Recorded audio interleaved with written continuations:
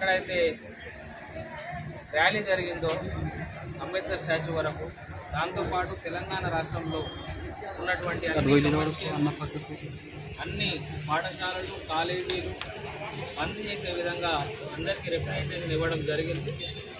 అలాగే డిపోలకి బస్డిపోలకు కూడా రేపటి బంద్లో అందరూ కూడా భాగస్వామ్యం కావాలని చెప్పి రిప్రజెంటేషన్ ఇస్తూ రావడం జరిగింది. అందులో భాగంగా జేబీఎస్కి వచ్చినప్పుడు ఇక్కడ ఆల్రెడీ మీరు బీసీ ఉద్యోగుల సంఘము, ఆర్టీసీ ఉద్యోగుల సంఘం ఈ యొక్క కార్యాచరణని ప్రకటిస్తుండడం వినబడి దగ్గరికి రావడం జరిగింది. చాలా సంతోషం. ఖచ్చితంగా తెలంగాణ ఉద్యమం ఎంత పెద్ద ఎత్తున ఎగిసిపడడానికి సకల జనుల సమ్మెలో మీ భాగస్వామ్యము మీరు చేసి చూపించినటువంటి పోరాట పటిమ ఆనాడు రెడ్డి పాలకులు ఉన్నప్పటికీ కూడా మీ తెగింపు ఈ తెలంగాణ ఉద్యమాన్ని ఉవ్వెత్తున ఎగిసిపడేలాగా చేసి మన తెలంగాణ సాధించుకోవడానికి కారణమైంది. అదేవిధంగా ఇవాళ కూడా ఖచ్చితంగా మన బీసీ రిజర్వేషన్లని మనము కాపాడుకోవాలంటే ఈ బీసీ రిజర్వేషన్లని మనం ఏదైతే ప్రభుత్వం ప్రకటించి లోపల ఒక రకంగా చేస్తున్నట్టు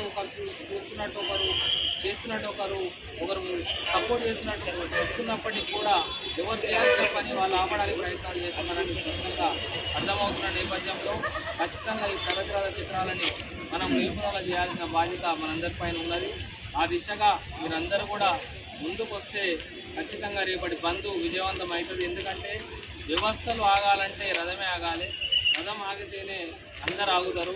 కాబట్టి అన్ని పాఠశాలలని బంద్ చేపిస్తున్నాం. పెద్ద ఎత్తున అన్ని కళాశాలలు బంద్ అవుతున్నాయి, అన్ని కమర్షియల్ డిమార్ట్లు కానీ కమర్షియల్ స్పేసెస్ అన్నీ కూడా బంద్ అవుతున్నాయి.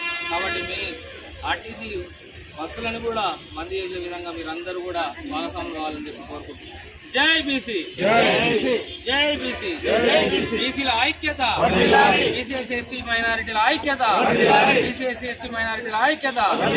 సాధిద్దాం సాధిద్దాం సాధిద్దాం సాధిద్దాం. జై బీసీ. ధన్యవాదాలు.